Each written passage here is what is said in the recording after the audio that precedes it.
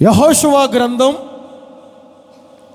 3వ అధ్యాయం 7వ వాక్యాన్ని నేను మరొక్కసారి చదువుతాను. బైబిల్ ఉన్న వారందరూ తెరచి ఈ మాటను గమనించండి.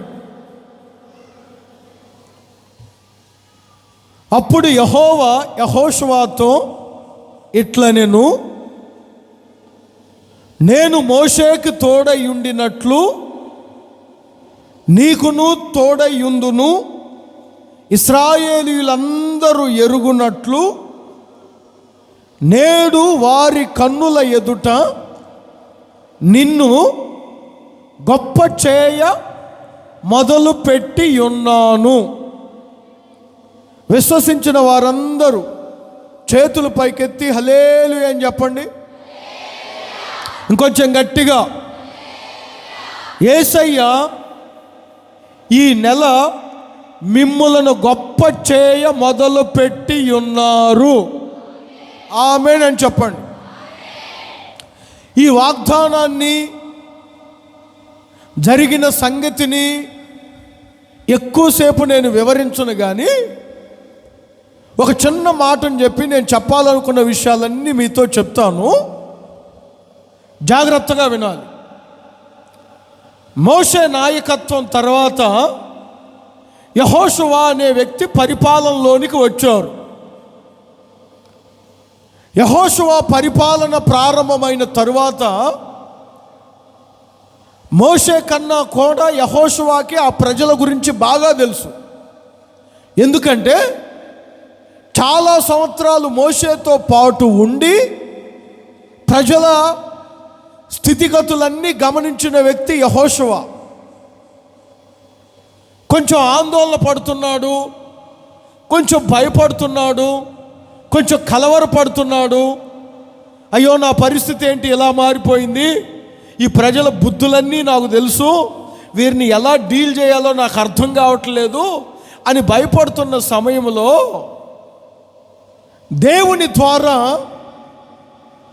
వాగ్దానపూర్వకమైన విషయం యెహోషువను ధైర్యపరిచిన మాట ఏమిటంటే, యెహోషువ, నీవు భయపడకు, నేను మోషేకి ఎలా తోడై ఉన్నానో నీకు అలా తోడై ఉంటాను. అంతేకాదు, ఎవరిని చూసి ఆందోళన చెందుతున్నావో, ఎవరిని చూసి భయపడుతున్నావో, ఎవరిని చూసి బెదిరిపోతున్నావో వారి కన్నుల ఎదుటే నిన్ను గొప్ప చేయ మొదలు పెట్టి ఉన్నాను. అందరు చెప్పండి ఆమేన్ అని. యెహోషువను ధైర్యపరుస్తూ చెప్పుచున్న మాట ఇది. భయపడకండి, ఈ నెల నా యేసయ్య మిమ్ములను గొప్ప చేయ మొదలు పెట్టి ఉన్నారు. అందరు చెప్పండి ఆమేన్. ఇంకొంచెం గట్టిగా, మనలను దేవుడు గొప్ప చేయడం ప్రారంభించారు. ఏ విషయములో మీరు గొప్పవారిగా మార్చబడుతున్నారో నాకు తెలియదు, కానీ మొత్తానికి ఈ నెల నా యేసయ్య మిమ్మును గొప్ప చేయ మొదలు పెట్టునుగాక. విశ్వసించిన వారందరూ చేతుల పైకి హల్లెలూయా అని చెప్పండి. బైబిల్లో ఎవరెవరిని గొప్ప చేశారు అని నేను చెప్పుకుంటూ పోతే చాలా విషయాలు ఉన్నాయి. సొలొమోను గొప్ప చేసినట్లు, యెహోషువను గొప్ప చేసినట్లు చాలామందిని ఆయన గొప్ప చేసినట్లు బైబిల్లో రాయబడి ఉంది. ఈరోజు ఆ సంగతులు నేను మీతో చెప్పను, కానీ జాగ్రత్తగా వినాలి. దేవుడు నిన్ను గొప్ప చేయడం ప్రారంభించారు. విశ్వాసం ఉన్న వారందరూ మీ చేతుల పైకి హల్లెలూయా అని చెప్పండి. అయితే దేవుడు మనల్ని గొప్ప చేసే అంతవరకు మనం ఆగం. కొన్నిసార్లు మనకు మనమే గొప్ప చేసుకుంటుంటాం, మన గురించి మనమే గొప్పగా చెప్పుకుంటుంటాం. మన గురించి మనమే గొప్పగా మాట్లాడుకుంటూ ఉంటాం. దేవుడు గొప్ప చేయడు వారిని. మీరు బైబిల్లో హోషయ్య గ్రంథములోనికి వస్తే, యెషయా కాదు, హోషయ్య గ్రంథం 13వ అధ్యాయం 13వ అధ్యాయం మొదటి వాక్యమును గమనిస్తే, ఎఫ్రాయిము మాటలాడినప్పుడు నాకు భయము కలిగింది. ఎందుకు భయము కలిగింది దేవునికి? గమనించండి మాట. ఇశ్రాయేలు వారందరిలో తనకు తానే, అర్థమవుతుందా? దేవుడు కాదు గొప్ప చేసింది, దేవుడు కాదు అభివృద్ధి చేసేది, దేవుడు కాదు మిమ్మల్ని గొప్పలోనికి తీసుకొచ్చేది. తనకు తానే గొప్ప చేసుకుంటున్నారు, తనకు తానే. అర్థమవుతుందా?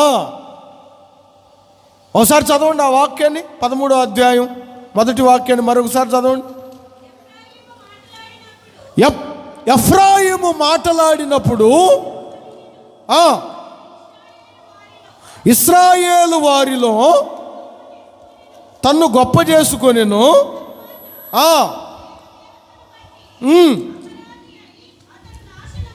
జాగ్రత్తగా వినాలి. తనకు తాను గొప్ప చేసుకున్న వ్యక్తి చివరికి ఏమయ్యారు? దోషిగా నిలబడ్డారు, అపరాధిగా నిలవబడ్డారు. ప్రియమైన దేవుని జనాంగమా, దేవుని ప్రజలారా, ఒక సేవకునిగా ఈ నెల మీతో చెప్పుచున్నాను, దేవుడే మనలను గొప్ప చేయాలి, దేవుడే మన కుటుంబాలను గొప్ప చేయాలి, దేవుడే మన సంఘాన్ని గొప్ప చేయాలి, దేవుడే మీ పిల్లలను గొప్ప చేయాలి. అంతేగాని మీకు మీరే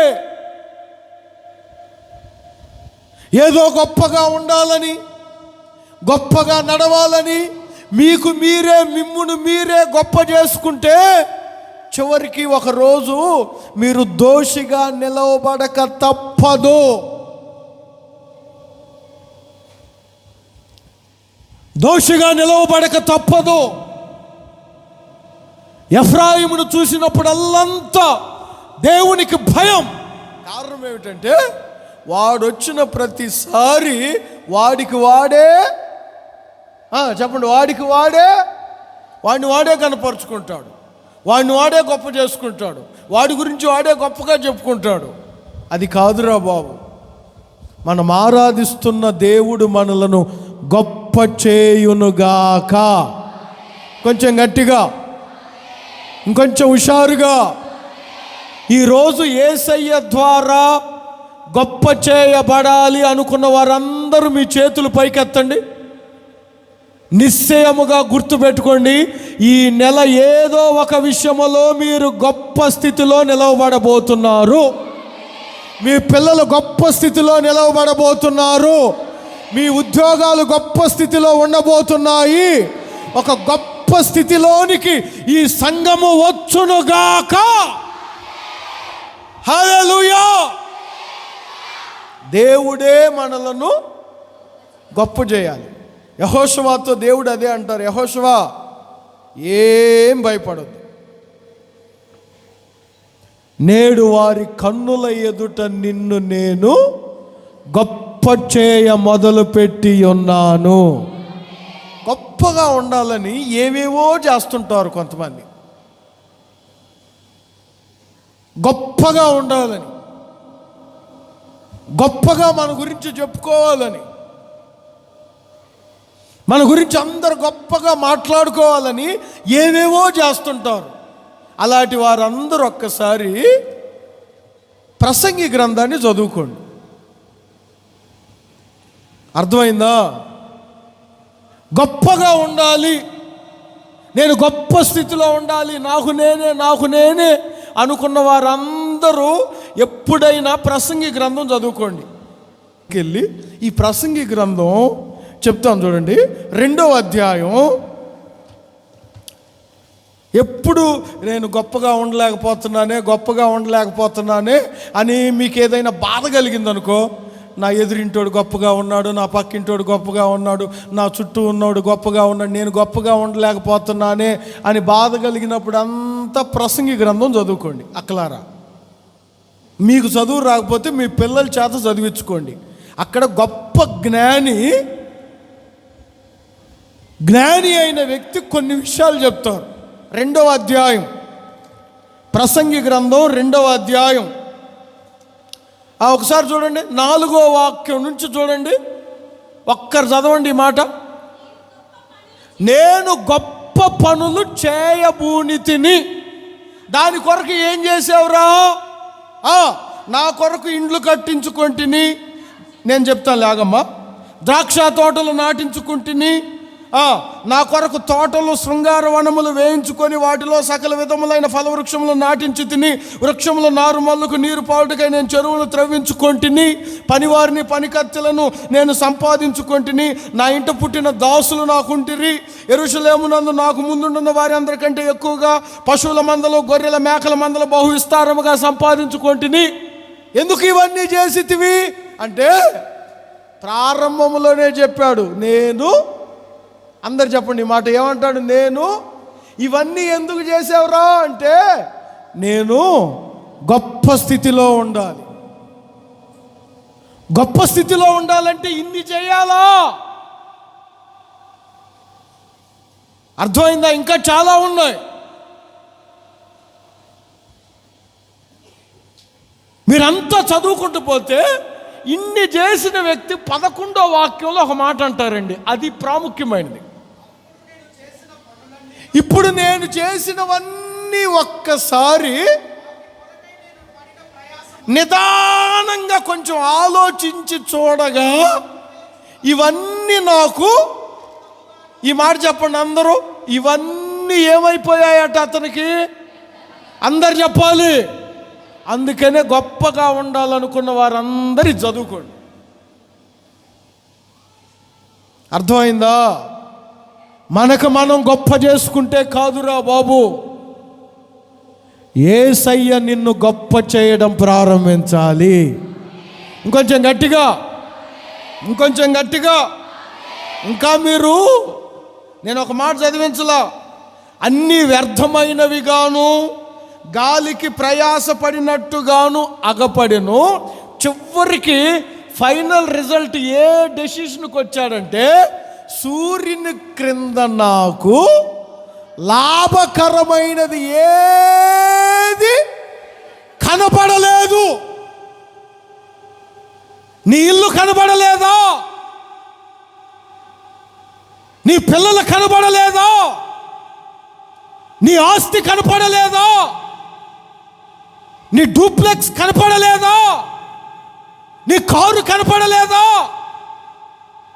జ్ఞానం అంటారు ఇవన్నీ నాకు నేనుగా గొప్ప కావాలనుకొని చేసుకున్నవి.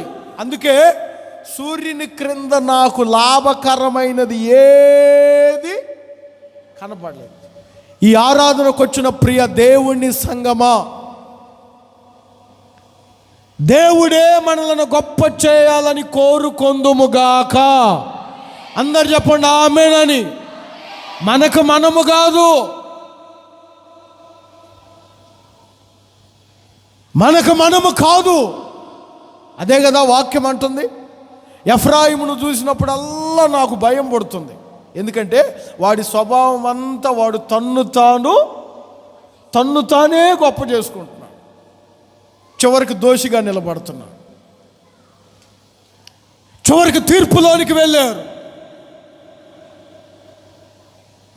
ఒకసారి వాక్యాన్ని నీవు గమనించగలిగితే నిన్ను నీవు గొప్ప చేసుకుంటున్నావేమో, నిన్ను నీవు గొప్పగా ఊహించుకుంటున్నావేమో, నిన్ను నీవు గొప్ప స్థితిలో ఆలోచించుకొని దాని కొరకు అప్పులు చేసి, దాని కొరకు అన్ని లోన్లు పెట్టి, దాని కొరకు చేయవలసినవి అన్నీ చేసి తర్వాత ఊరు మార్చి ఇంకొక ఊరిలో ఉంటున్నావేమో. ఎందుకు ఆ బ్రతుకు? దేవుని సన్నిధికి రా. యేసయ్య ఈ రోజు నుంచే నిన్ను గొప్ప చేయడం మొదలు పెట్టబోతున్నాడు. గొప్ప చేయడం మొదలు పెట్టబోతున్నాడు. దాని కొరకు 10 మందిని ముంచనవసరం లేదు. దాని కొరకు 10 దొంగ సంతకాలు తీసుకొని అవసరం లేదు. దాని కొరకు 10 మంది పేదల కడుపు నొక్కనవసరం లేదురా బాబు. నా యేసయ్య దగ్గరికి నీ వస్తే ఆయన ఈరోజు నీతో చెప్పుచున్న వాగ్దాన పూర్వకమైన మాట ఏమిటో తెలుసా? నేడు నిన్ను గొప్ప చేయ మొదలు పెట్టి ఉన్నాను. ధైర్యముగా ఉండండి సంగమా. ఎంతో కాలమైంది నేను దేవుని సన్నిధికి వచ్చి, ఇంకా నేను ఈ స్థితిలో ఉన్నాను అని బాధపడుతున్నావేమో. యేసయ్య నీ బాధను చూశారు. ఈరోజు గొప్ప స్థితిలో నీ నెల నిలవబెట్టబోతున్నాడు. గొప్ప స్థితిలో నిన్ను నిలవబెట్టబోతున్నాడు.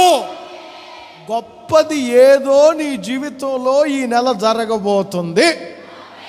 ఆమేన్ అని చెప్పు కొంచెం గట్టిగా. Praise the lord. 3 ప్రాముఖ్యమైన విషయాలు చెప్తాను. నిన్ను దేవుడు గొప్ప చేయాలంటే నీలో ఉండవలసిన అనుభవాలు ఏమిటి? జాగ్రత్తగా వినండి. నిన్ను దేవుడు గొప్ప చేయాలంటే నీలో అసలు దేవుడు ఎవరిని గొప్ప చేస్తారు? మీరు ఆదికాండం 26వ అధ్యాయం, ఆదికాండం 26వ అధ్యాయంలోనికి రండి. ఈ ఆదికాండం 26వ అధ్యాయంలో ఒక్క మాట నేను చదివిస్తాను. దానిలో ఉన్న ఒక లింక్, దానిలో ఉన్న ఒక మాటను నేను ఈరోజు మీతో చెప్పడానికి ఇష్టపడుతున్నాను. 26వ అధ్యాయం 13వ వాక్యం. ఆదికాండం 26వ అధ్యాయం 13వ వాక్యం. ఓకే, జాగ్రత్తగా వినండి. అతడు మిక్కిలి గొప్పవాడగు వరకు క్రమక్రమముగా అభివృద్ధి పొందుచు వచ్చెను. కొంచెం జాగ్రత్తగా ఈ మాటను వినండి. కొంచెం నేను రివర్స్లో చదువుతాను ఈ మాట, జాగ్రత్తగా వినాలి. దేవుని బిడ్డలమైన మనం క్రమక్రమముగా అభివృద్ధి పొందినప్పుడే మనలను దేవుడు గొప్ప చేస్తారు. అర్థమైందా? మీరు ఆ మాటను జాగ్రత్తగా చదువుకోండి. అతడు మిక్కిలి గొప్పవాడగు వరకు ఖాళీగా లేడు. అర్థమైందా? దేవుడు నన్ను గొప్ప చేస్తారులే, ఇక నేను శుభ్రంగా నా భార్య తెచ్చి పెడుతుంది తిందాం, లేదా నా భర్త తెచ్చి పెడతాడు తిందాం అని దుప్పటి కప్పుకొని పడుకోలేదు. ఏం చేశాడు ఆ వ్యక్తి? గొప్ప స్థితిలోనికి రావడానికంటే క్రమక్రమముగా అభివృద్ధిలోనికి వెళ్ళారు.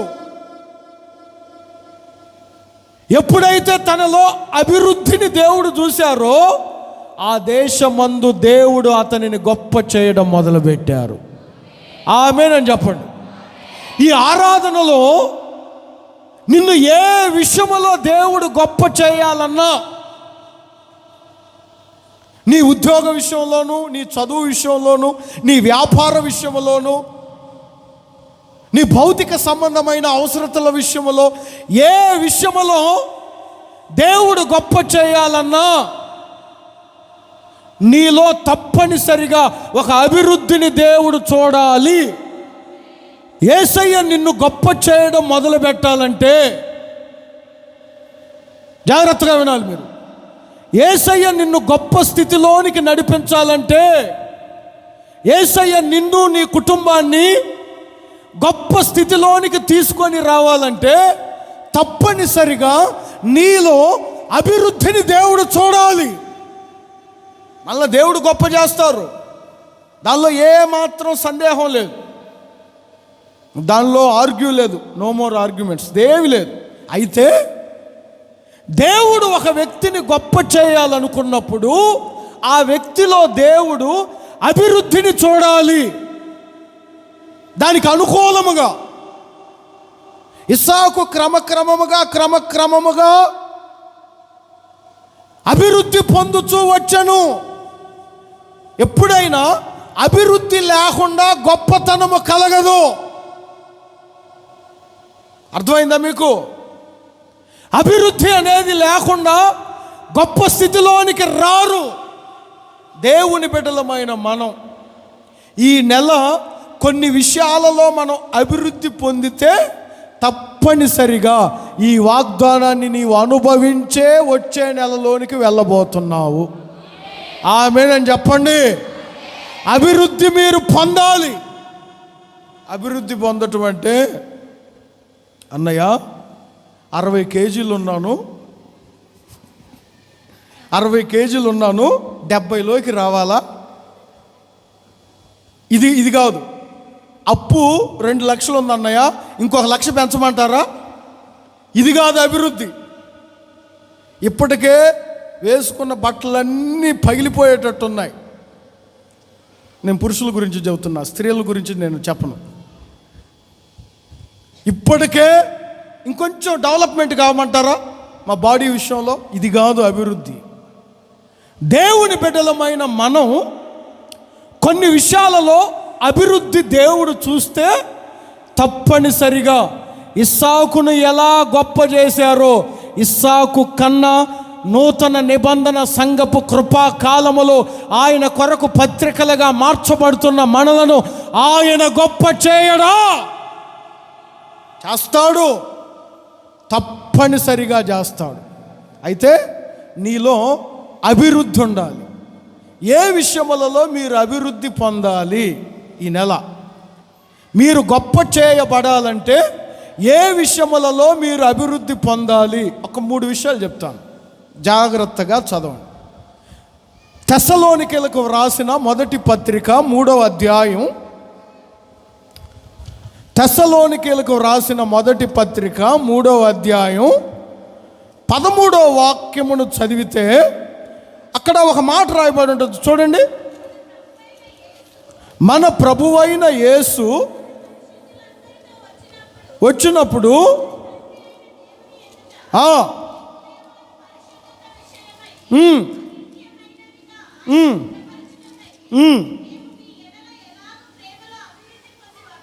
ఈ మాట చూడండి.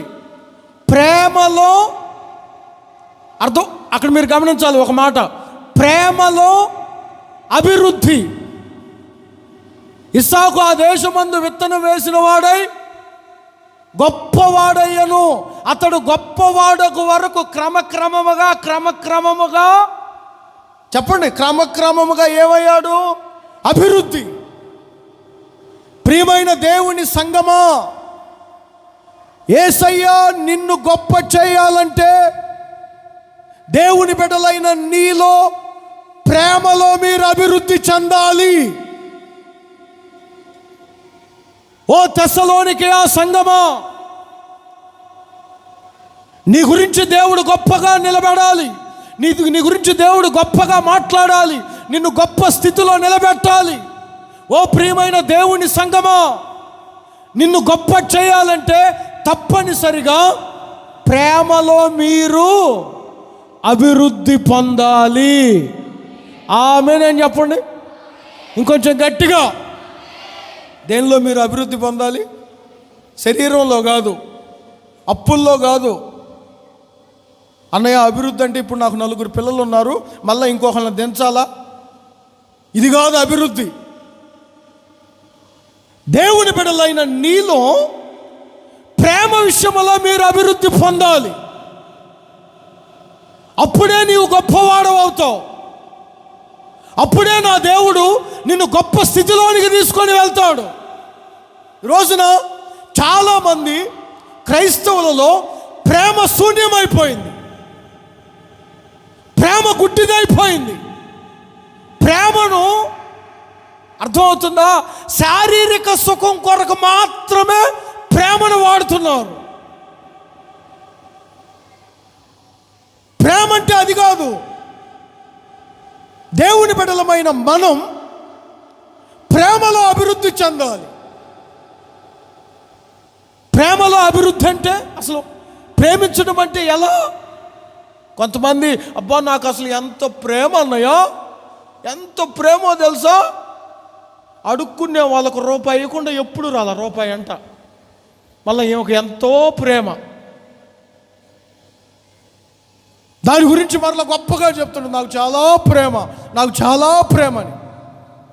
మీరు బైబిల్ చదువుకున్నారో లేదో,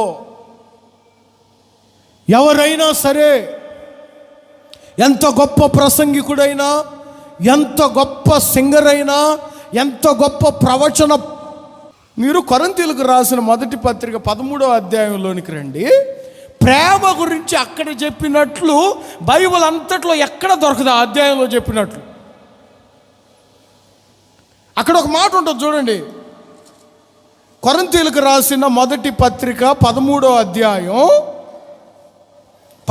అధ్యాయంలో మొదటి వాక్యం, రెండో వాక్యం, మనుషుల భాషలతోనూ దేవదూతల భాషలతోనూ మాట్లాడినను, అక్కలారా అన్నలారా, ప్రేమ లేని వాడనైతే,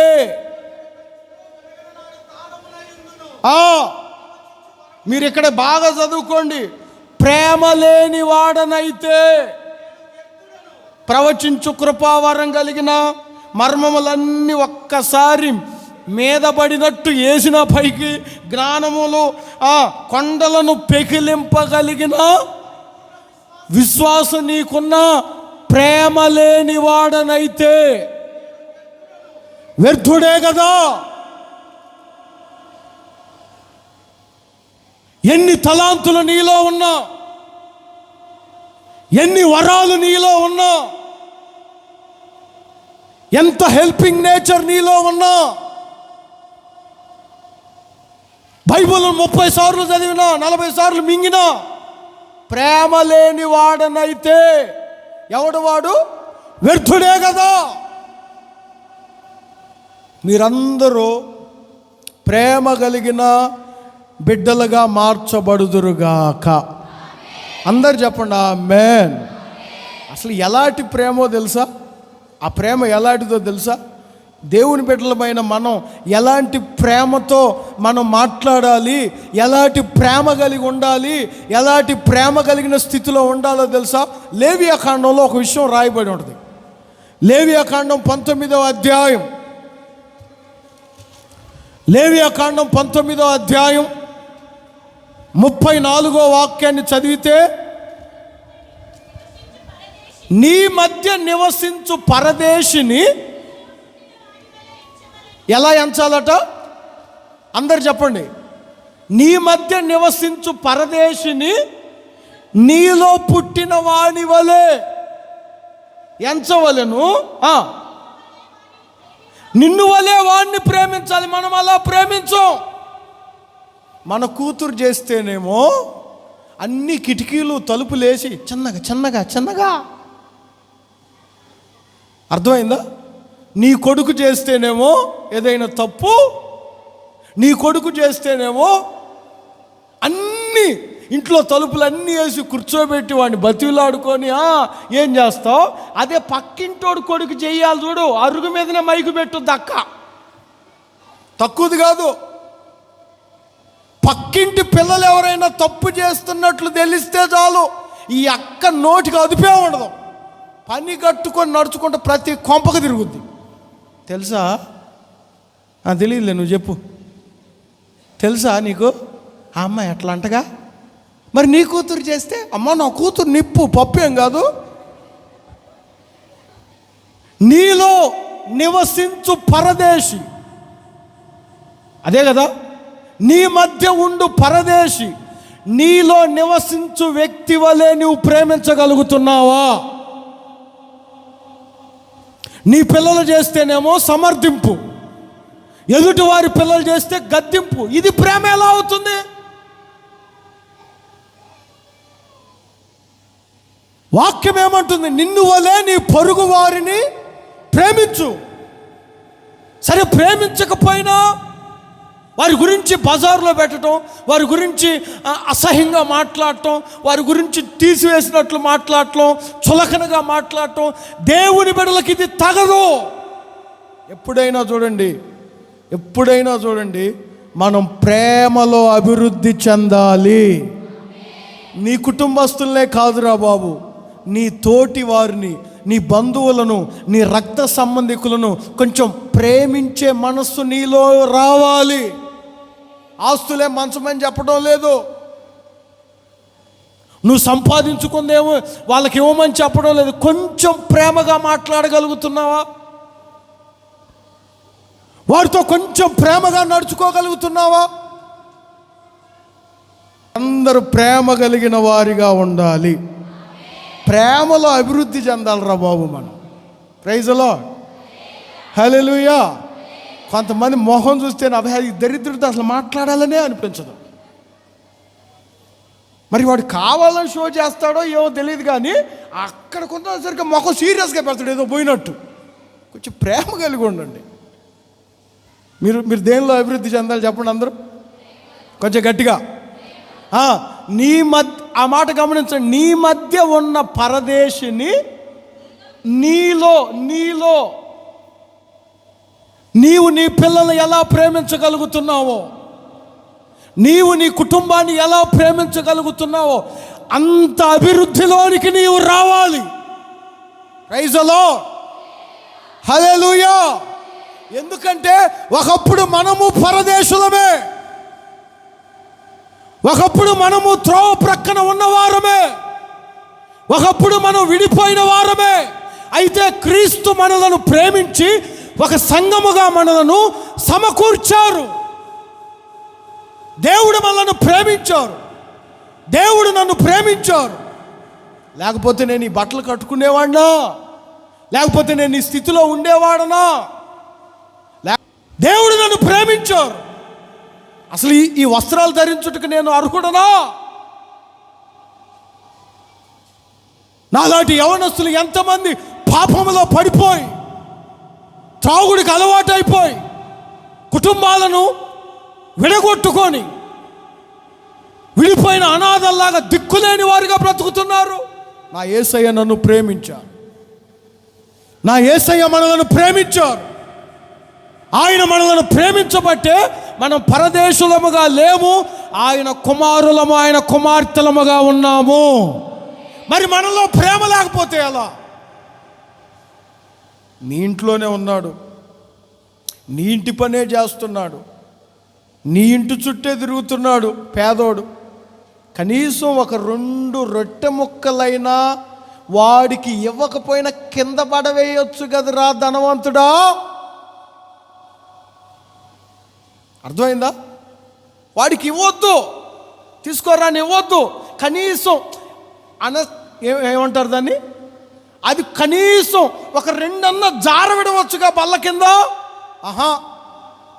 నీ బల్ల యొద్దే పడి ఉన్నాడు, నిన్నే కనిపెట్టుకుని ఉన్నాడు. ఆ ధనవంతుడు లాజరు అదే కదా.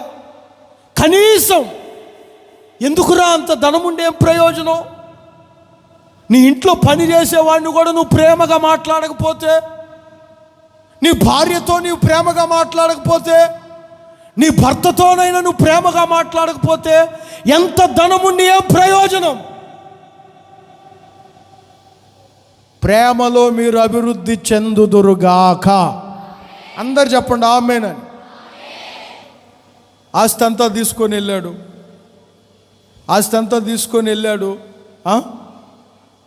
ఏదో మొత్తానికి ఏ బిజినెస్ చేశాడో దుర్వ్యాపారములు అని ఉంది బైబిల్లో. మరి ఏ బిజినెస్ చేశాడో మనకు తెలియదు. ఆ వ్యాపారంలో అంతా పోగొట్టుకున్నాడు. మరి బెట్టింగుల్లో పోగొట్టుకున్నాడో, మందులో పోగొట్టుకున్నాడో, వైన్ షాప్లో పోగొట్టుకున్నాడో తెలియదు, కానీ మొత్తం పోగొట్టుకున్నాడు. చివరికి పందులు కాసేవాడి దగ్గర కూర్చున్నాడు. పందులు కాసేవాడి దగ్గర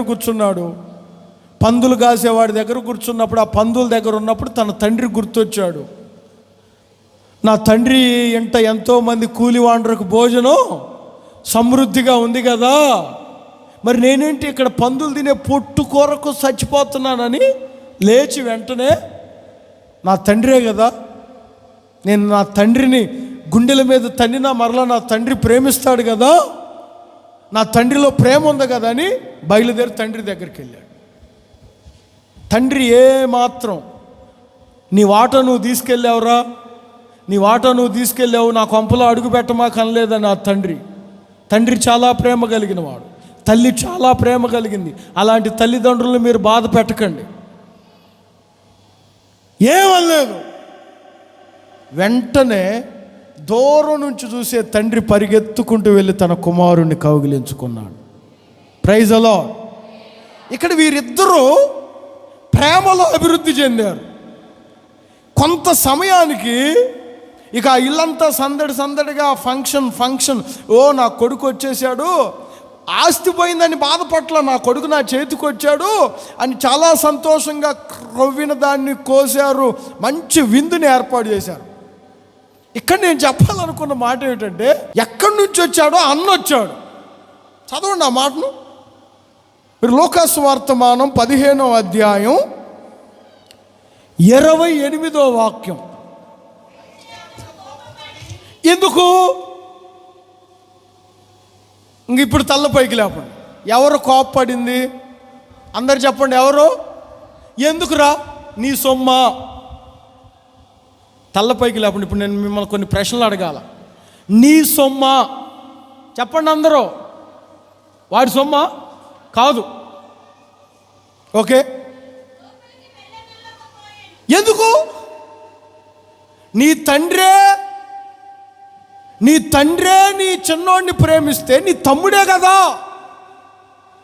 నీ రక్తమే కదా, ఒకే తల్లి గర్భము కదా. నువ్వు విడిపోయి నువ్వు ఒక పెళ్లి చేసుకొని నువ్వు వేరు కాపురం పెడితే, అమ్మో నా ఆస్తి అంతా ఎత్తుకుపోయాడు నా చిన్నోడు, నా తమ్ముడు, వాడిని రానివ్వకూడదు. ఆస్తి ఎవరిది చెప్పాలి? ఆస్తి ఎవరిది? తండ్రిది. దాంట్లో ఉన్న సర్వ హక్కులు ఎవరి? మరి తన తండ్రి తన కుమారుడు కొరకు ఖర్చు పెడుతుంటే నీకెందుకంత కోపం? అయ్యో ఎంతో కాలం అయింది, నా తమ్ముడు తిన్నాడో లేదో అని ప్రేమించవచ్చు కదరా. కోపం. మరి నువ్వు ప్రేమలో ఎలా అభివృద్ధి చెందావు? మీకు ఒక మాట చదివించనా?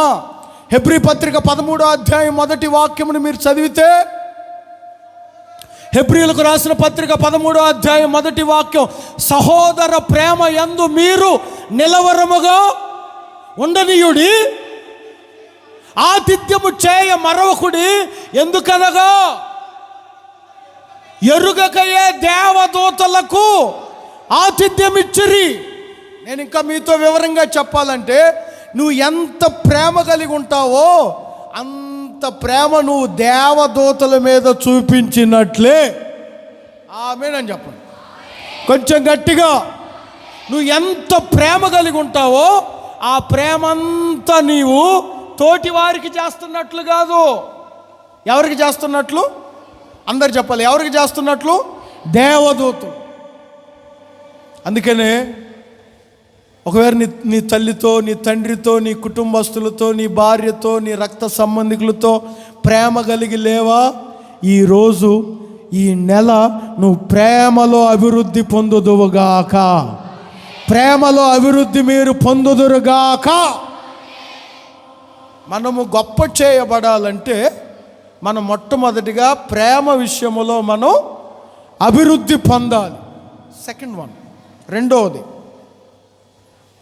ఇదే తెస్సలోనికీయులకు రాసిన పత్రిక, మొదటి పత్రిక 4వ అధ్యాయం. అందరూ చూడండి. తెస్సలోనికీయులకు రాసిన మొదటి పత్రిక 4వ అధ్యాయం 2వ వాక్యమును మీరు చదివితే, సహోదరులారా ఎరుగుదురు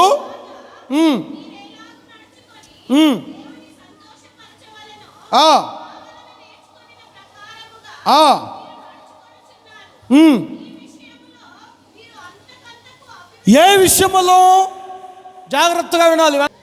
తెస్సలోనికీయులకు రాసిన మొదటి పత్రిక 4వ అధ్యాయం 2వ వాక్యములో వ్రాయబడిన మరొక మాట ఏమిటంటే, మీరు అంతకంతకు అభివృద్ధి చెందాలి. దేనిలో? జాగ్రత్తగా వినండి. దేవునిని సంతోషపరిచే విషయంలో మీ అభివృద్ధి కనబడాలి. నా మాట అర్థమైన వారు ఒకసారి హల్లెలూయా అని చెప్పండి.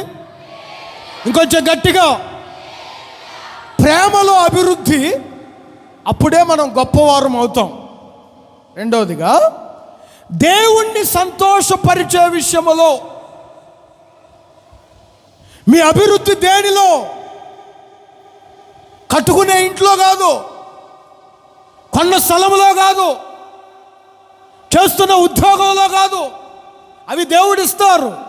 అయితే దేవుని బిడ్డలముగా నా యేసయ్య నిన్ను గొప్ప స్థితిలో నిలబెట్టాలంటే దేవుణ్ణి సంతోషపరిచే విషయములో మీరు అభివృద్ధి చెందుదురుగాక. ప్రైజ్ ది లార్డ్, హల్లెలూయా. కొంతమంది నా భార్యని ఎలా సంతోష పెట్టాలి, ఇదే. ఇంకా మరి కొంతమంది మా పిల్లలను మేము ఎలా సంతోష పెట్టాలి. అర్థమైందా? పిల్లలను సంతోష పెట్టడం తెలుసు, భార్యకు నచ్చినవి తీసుకొచ్చి సంతోష పెట్టడం తెలుసు. ప్రమోషన్ ఏమన్నా రావాలంటే ఆ సంతకం పెట్టేవాడిని ఎలా సంతోష పెట్టాలో అలా వాడికి సంతోష పెట్టడం తెలుసు. ఎవరిని ఎలా సంతోష పెట్టాలో మీకు బాగా తెలుసు, విశ్వాసులకు బాగా తెలుసు. ఎవరిని ఎలా సంతోష పెట్టాలి, ఎవరిని ఎలా సంతోష పెట్టాలి. అయితే ఎవరిని సంతోష పెట్టినా పెట్టకపోయినా మన జీవితం నడిపించబడుతుంది. కానీ నీవు ఆరాధిస్తున్న యేసయ్యను నీవు తప్పనిసరిగా సంతోష పెట్టే వ్యక్తిగా నీ ఉండాలి. ఆమేన్. ఈ ఆరాధనలో ఒక సేవకునిగా నిన్ను ప్రశ్నిస్తున్నాను, నీ ప్రార్థన ద్వారా దేవుడు సంతోషపడుతున్నాడా? నీ భక్తి ద్వారా దేవుడు సంతోషపడుతున్నాడా? నీ క్రియల ద్వారా దేవుడికి సంతోషం కలుగుతుందా? నీ ప్రవర్తన ద్వారా దేవుడు సంతోషపడుతున్నాడా? ఎవరిని మీరు సంతోషపెడుతున్నారు? ఎవరిని సంతోషపెట్టినా పెట్టకపోయినా నిన్ను గొప్ప చేసే యేసయ్యను మీరు సంతోషపెట్టే వారిగా మీరుందురుగాక. దేవుణ్ణి సంతోషపెట్టే విషయంలో మీరు ఏం కావాలి చెప్పండి? అభివృద్ధి కావాలి. ప్రైజ్ ది లార్డ్, హల్లెలూయా. ఒక మీటింగ్ ఒకటి జరిగింది, ఒక కాన్ఫరెన్స్. ఆ కాన్ఫరెన్స్కు ఉన్న స్పెషాలిటీ ఏమిటంటే మనుషుల కాన్ఫరెన్స్ కాదు, అది చెట్ల కాన్ఫరెన్స్. అది చెట్లకు చెట్లే మాట్లాడుకుంటాయి. అది ఎక్కడ ఉందంటే న్యాయాధిపతుల గ్రంథంలో ఉంటుంది. చెట్లే, మనుషులు కాదు. ఈ న్యాయాధిపతుల గ్రంథం 9వ అధ్యాయం 13వ వాక్యములో ఒక మాట రాయబడి ఉంటుంది. ద్రాక్ష తోట దగ్గరికి వెళ్ళాయి కొన్ని చెట్లు. ఈ ద్రాక్ష తోట దగ్గరికి వెళ్ళి మా మీద నీవు ఇప్పుడు సంఘంలో ఎవరికైనా బ్రదర్ నువ్వు పెత్తనం చేయంటే చాలు. అసలు మామూలుగా పాస్టర్ను కూడా కూర్చోబెట్టి ప్రసంగం చెబుతాడు కొన్ని మాటలు. కొంతమంది మీరు ఏలండి అంటే చాలు, వీళ్ళ బతుకు చక్కగా లేకపోయినా అందరి బతుకుల గురించి విమర్శిస్తారు. కానీ ద్రాక్ష చెట్టు దగ్గరికి వెళ్ళి చెట్లన్నీ అడిగాయి, నన్ను మమ్మల్ని ఏలు, మా మీద రాజుగా ఉండంటే ఆ చెట్టు నోట ఒకటే మాట వస్తుంది. ఏమంటుందో తెలుసా? దేవునిని నేను సంతోష పెట్టడం మాని మీ మీద ఊహటానికి కాదు నేను వచ్చింది. అర్థమవుతుందా? ప్రియమైన దేవుని సంగమా, ఈ కడవరి దినాలలో ఒక సేవకుడైనా విశ్వాసైనా యేసయ్యనే సంతోష పెట్టాలి. మిమ్మల్ని మాత్రమే నేను సంతోష పెడితే నన్ను పంపిన దేవుడు నా ద్వారా ఎలా సంతోషపడగలడు? అర్థమైందా? మన భక్తి జీవితం ఒక సేవకునిగా నాదైనా తోటి విశ్వాసులుగా మీదైనా మనమందరం దేవుణ్ణి మాత్రమే సంతోష పెట్టాలి. అందరు చెప్పండి ఆమేనని. ఇంకొంచెం గట్టిగా. ఎవరెవరిని సంతోష పెట్టడానికి ఏం చేస్తుంటారో తెలియదు కొంతమంది. వాడొకడు ఉన్నాడు, పిలాతు. వాడి పేరు ఏం పేరు? అందరు చెప్పండి, ఏం పేరు? ఏకంగా వాడి రాజ్యంలో ఉన్న ప్రజలను సంతోష పెట్టాలని యేసయ్యను సిలువ వేపించాడు. ఎంత దౌర్భాగ్యుడు! కొంతమంది ఉంటారు పిలాతు లాంటి వాళ్ళు. కొంతమంది ఉంటారు నచ్చిన వారిని సంతోష పెట్టడానికి చేతులైనా కోసుకుంటారు, నచ్చిన వారిని సంతోష పెట్టడానికి కొంపలైనా చప్పా పెట్టకుండా వదిలి వెళ్ళిపోతారు. దేవుడు నీ ద్వారా సంతోషపడాలి ప్రియ సంగమా. Praise the lord. సేవకుడినైనా నేను సంతోషపడకపోయినా పర్వాలేదు, నీ తోటి వారు సంతోషపడకపోయినా పర్వాలేదు, మనందరికీ ఒక ఆరాధన యోగ్యుడున్నారు. ఆయన పేరు నజరేయుడైన యేసు. ఆయనను మాత్రం తప్పనిసరిగా మనం సంతోష పెట్టాలి. ఆమేన్ చెప్పండి కొంచెం గట్టిగా. ఆడేం చేశాడు? మార్కు సువార్త 15వ అధ్యాయం 15వ వాక్యంలో ఎవడు రావాడు? పిలాత. చూడండి ఆ మాట, చూడండి ఆ మాటను. మార్కు సువార్త 15వ అధ్యాయం 15వ వాక్యం.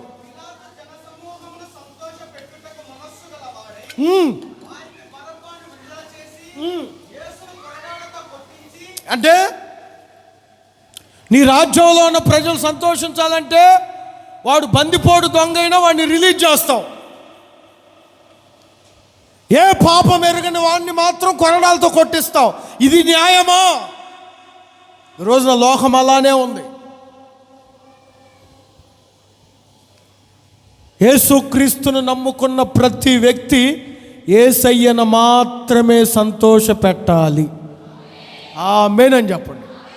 మరి దేవుడు ఎలా సంతోష పెడతాడు? మంచి పొట్టేలు ఒకదాన్ని తీసుకెళ్తే సంతోష పెడతాడా?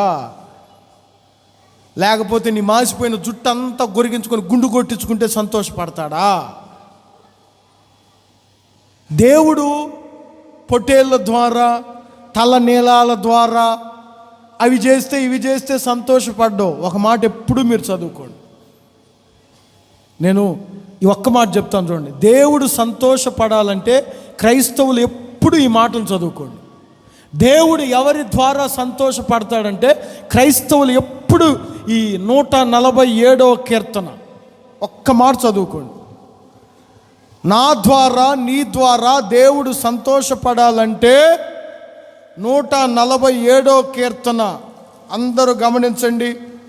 147వ కీర్తన 10వ వాక్యం. గుర్రముల బలము యందు ఆయన సంతోషించడు, నరుల కాలి సత్తువ యందు. నీకు ఒకవేళ మంచి కండలుంటే, నీకు ఒక 6 ప్యాక్ వస్తే దేవుడు సంతోషిస్తాడు అనుకుంటే ఏమాత్రం ఆయన సంతోషించడు. మరి ఎవరి యందు ఆయన సంతోషిస్తాడో తెలుసా? 11వ వాక్యం. తన యందు భయభక్తులు గలవారి యందు, తన కృప కొరకు కనిపెట్టు వారి యందు యెహోవా ఆనందించువాడై ఉన్నాడు. దేవునికే స్తోత్రము కలుగునుగాక. నువ్వు భయభక్తులు కలిగిన జీవితం జీవించగలిగితే యేసయ్య నీ యందు సంతోషిస్తాడు. నీవు ఆయన కృప కొరకు కనిపెట్టే వ్యక్తివైతే యేసయ్య నీ యందు సంతోషిస్తాడు. అంతే. తలనీలాల ద్వారానో పొట్టేళ్ల ద్వారానో దేవునికి సంతోషం కలగదు. ఆయన యందు భయభక్తులు కలిగి ఉండు. ఆయన కృప కొరకు కనిపెట్టడం అంటే ఏమి లేదండి, వేకునే లేచి ప్రార్థన చేసుకోవటం అంతే. వేకునే ఆయన కృప నీ మీదకు దిగి రావడానికి వేకునే లేచి ప్రార్థన చేసుకోవటం. ఈ 2 అనుభవాలు నీలో ఉంటే తప్పనిసరిగా నా దేవుడిని నీవు సంతోషపెట్టిన వ్యక్తి అవుతావు. ఇప్పుడు 2 విషయాల్లో మన అభివృద్ధి. ఒకటి చెప్పండి, అందరు చెప్పండి. ప్రేమలో మీరు అభివృద్ధి పొందాలి. ఆ ప్రేమ ఎలా? నీ మధ్య ఉన్నవాడు నీలో ఉన్నవాని వలె ప్రేమించాలి. రెండవదిగా దేవుణ్ణి సంతోషపెట్టే విషయంలో మీరు అభివృద్ధి పొందండి. ఆయన మిమ్మును గొప్ప చేయబోతున్నాడు. ఇంకొక మాట చెప్పి నేను ముగిస్తాను. ఇంకొక మాట, సామెతల గ్రంథం 11వ అధ్యాయం.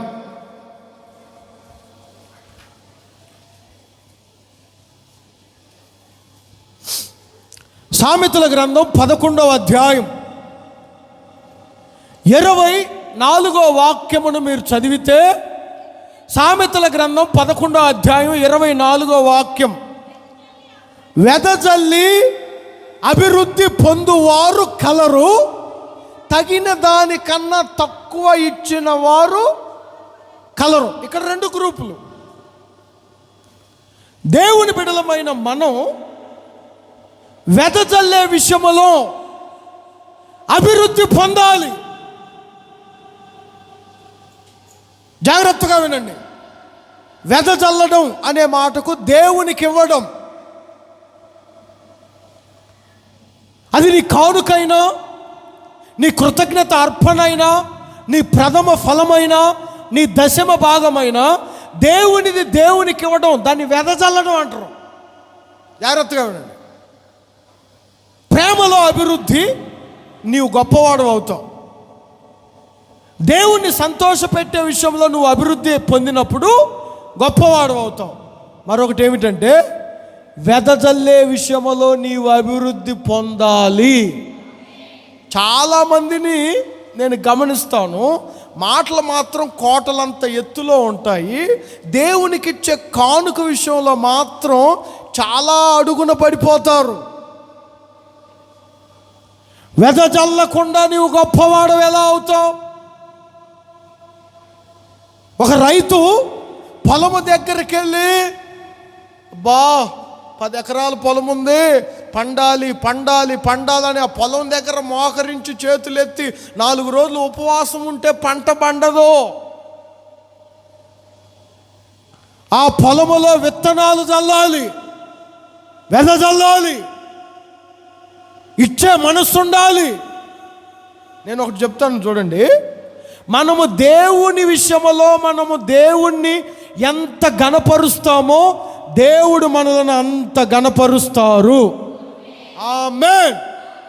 వాక్యం ఏమంటుంది? నన్ను ఘనపరుచు వారిని నేను ఘనపరుస్తాను. కొంతమంది వారికి వచ్చే జీతంలో కూడా దశమ భాగాన్ని ఇవ్వడానికి ఇష్టపడరు. మరలా దేవుడు అంటే నాకు ప్రేమ అండి, అసలు దేవుడిని నేను ఎలా సంతోష పెడతానో తెలుసా, మరలా దేవుడు అంటే నాకు చాలా ఇష్టం అండి అంటారు. ఒరే, అది దశమ భాగం అనేది దేవుని సొమ్ము, అది దేవునిది.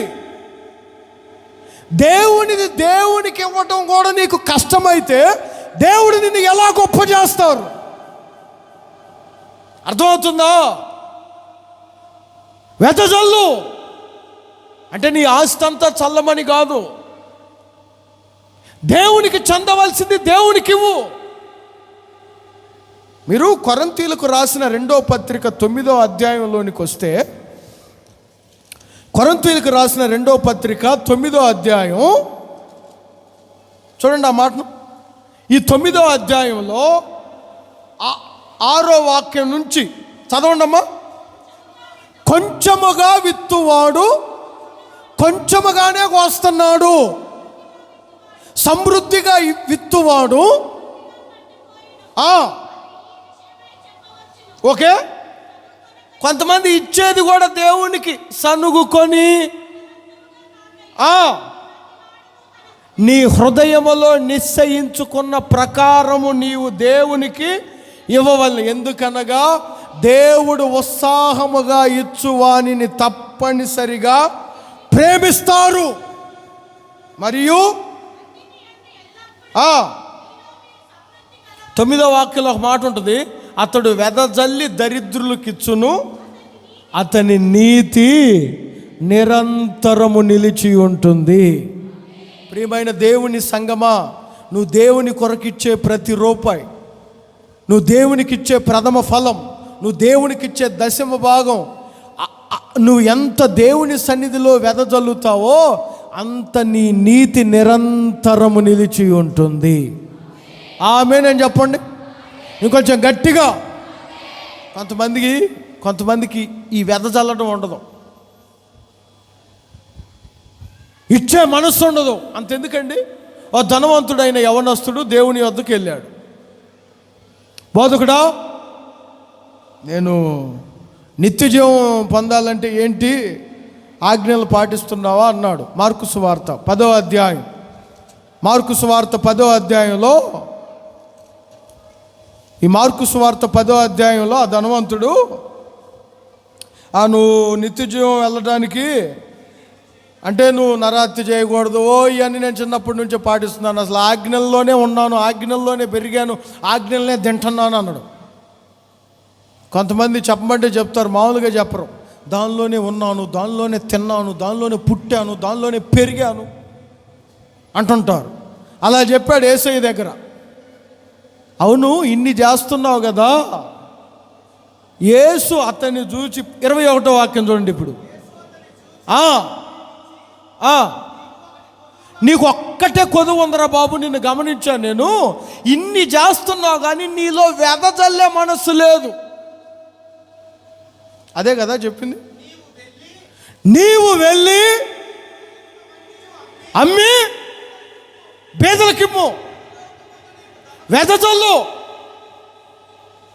వెదజల్లితేనే కదా నీకు పరలోకం, అభివృద్ధి అని చెప్తే వాడు చూడండి, ఆస్తి గలవాడు గనుక ఆ మాటకు ముఖము నొచ్చుకొని, ఏంటంటే ఏమంటారు మరి ఏమో మనకు దాచుకోమంటారా,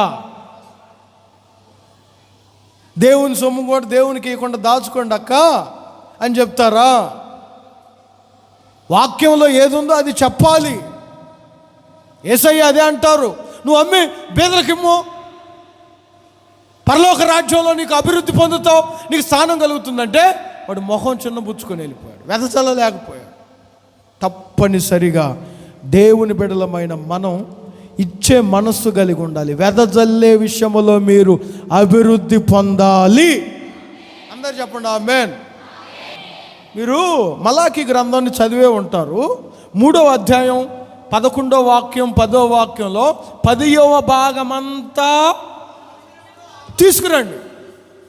మీ సొమ్ము కాదు అది, వెదజల్లండి.